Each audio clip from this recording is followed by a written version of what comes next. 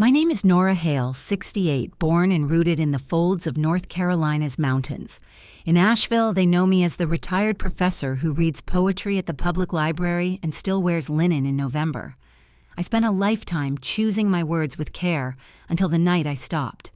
My daughter, Larkin, hosted Thanksgiving that year. Her house on the hill gleamed like a showroom. Truffle oil in the air, polished marble, a fireplace too perfect to hold real warmth. Around her table sat friends, investors, and her husband, Carter Stone, who liked to speak as if he owned gratitude itself. I watched them laugh through their reflections in crystal. The turkey had been carved before I arrived. It didn't bother me. I knew my place in her new world somewhere between decoration and relic.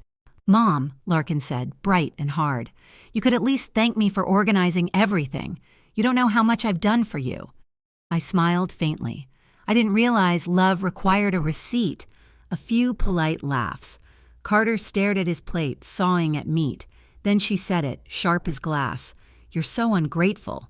The word floated above the table like smoke.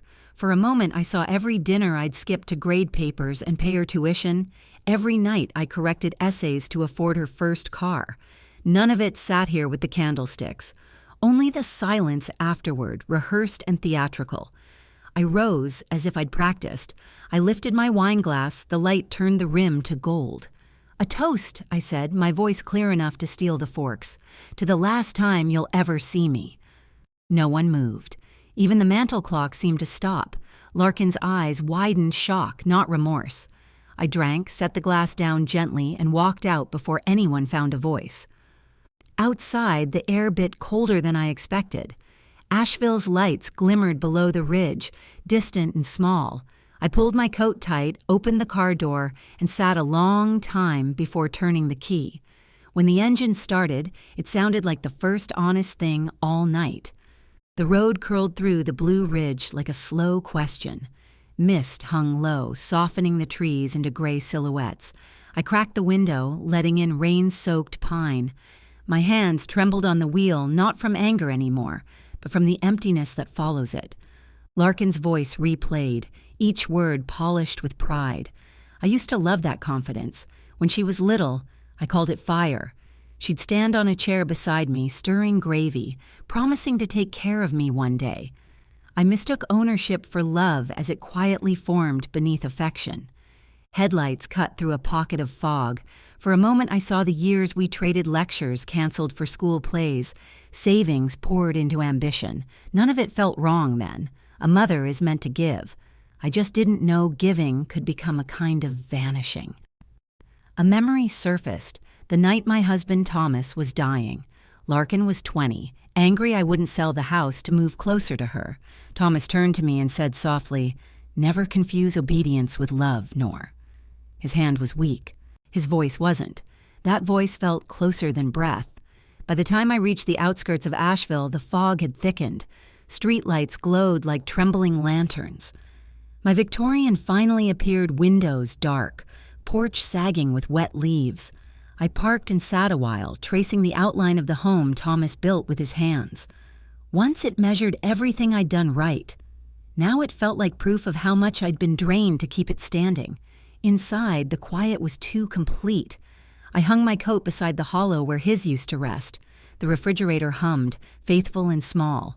I leaned against the counter and listened to my heartbeat fill the room. For the first time, the house didn't comfort me. It watched me. And in that watching, I realized how far I'd already left. Morning crept in pale and thin through lace curtains yellowed by time. I sat at the kitchen table with black coffee and a stack of ledgers I hadn't opened in years. They smelled faintly of ink, dust, and intention. The first book was from 1998. Tuition for Larkin's semester, $11,200. My note beside it, paid early to avoid late fees. I flipped pages: her first apartment deposit, medical bills after a ski accident, real estate licensing course, the celebratory dinner after. Every number neat, every receipt tucked with care. I waited for a thank you tucked somewhere, a letter, a card. All I found was arithmetic. The ache came slow, like pressing a bruise. I closed the ledger and set both palms on the worn cover. I had raised my daughter to survive. Somewhere along the way, I taught her survival outranked kindness, that love was measured in stability, not tenderness. Perhaps she had followed my lesson to its bitter end. The clock over the stove ticked steady as breath. I looked around and saw years of quiet giving meals reheated, bills paid, words swallowed, each act small and heavy by accumulation. When tears came, they surprised me not by presence, but by how few were left. There was one person who would understand the practical side of heartbreak, a man who'd known both my husband and the law. Miles Rowan, retired attorney on the south edge of town. I hadn't spoken to him in years. When I dialed, my voice was steady. I wasn't calling to lament. I was calling to begin. 2 days later, the envelope arrived, thick, cream-colored, bearing the bank's logo. I almost tossed it onto the stack of statements until the red line at the top stopped me. Account activity notice, immediate attention required. Inside, 3 withdrawals I hadn't made, each larger than the last, signed with an electronic signature that looked unsettlingly like mine. I never used online access, always at the branch. Still, the numbers glared, final and cold. Miles wasn't surprised. "Bring the papers," he said, "and your checkbook." His office occupied a converted Craftsman near the courthouse, scented faintly with pine polish. He spread the documents beneath a brass lamp, reading in silence. Then he tapped the header. Access point 192-128-6412, authorized user ID, Larkin Stone Properties. My stomach dropped. "That's her firm," I whispered. He nodded once.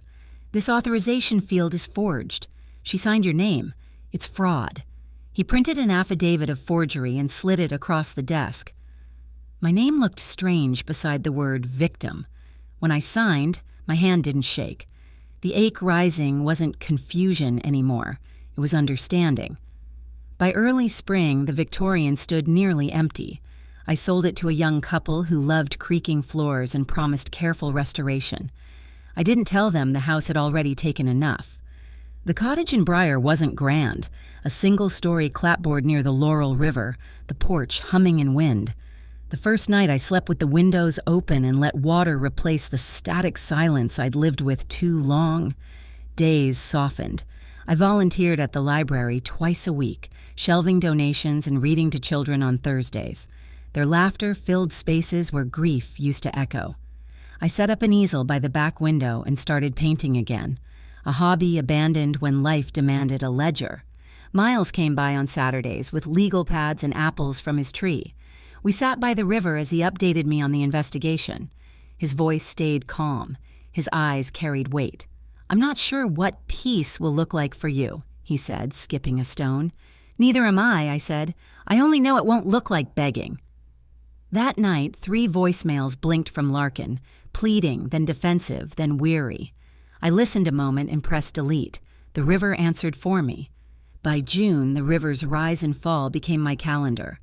Each Thursday, Miles and I sorted papers, bank statements, notarized affidavit, digital logs linking her firm to the transfers. "This part," he said, sliding a folder, "establishes the trust.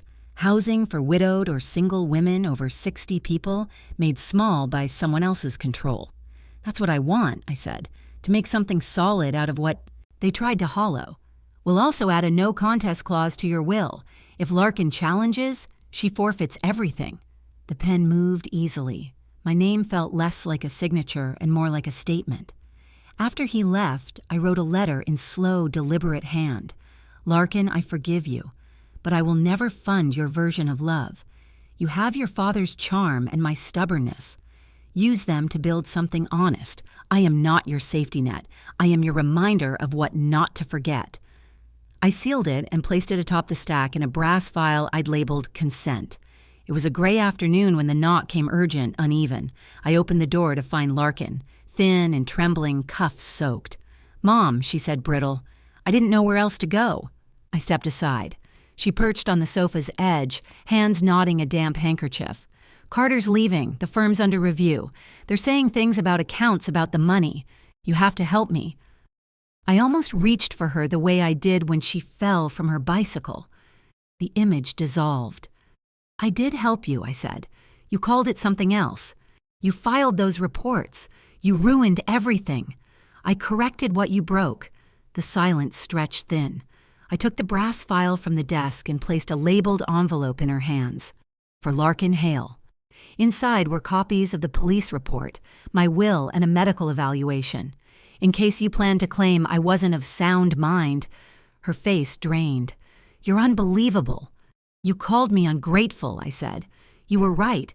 I'm done being grateful for cruelty." She stood, shaking.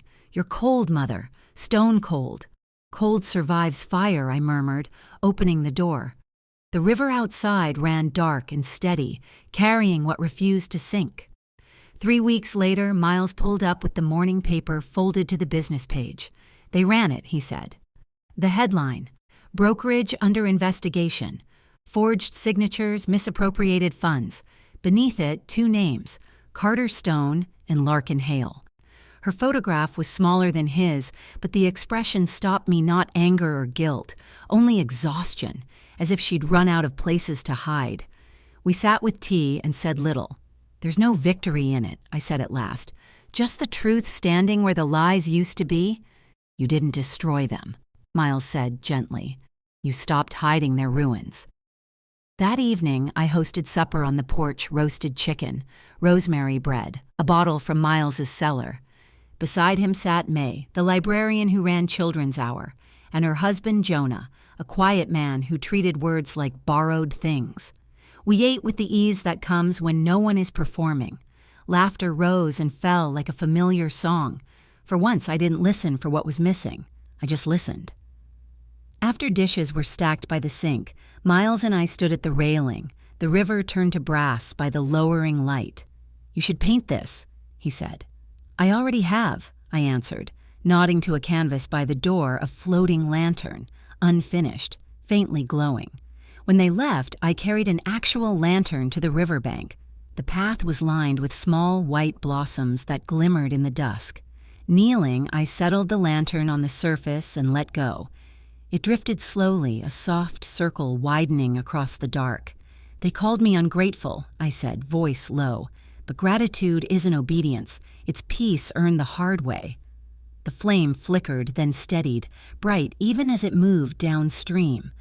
I stayed until it became a single dot, and the river folded it into its turning.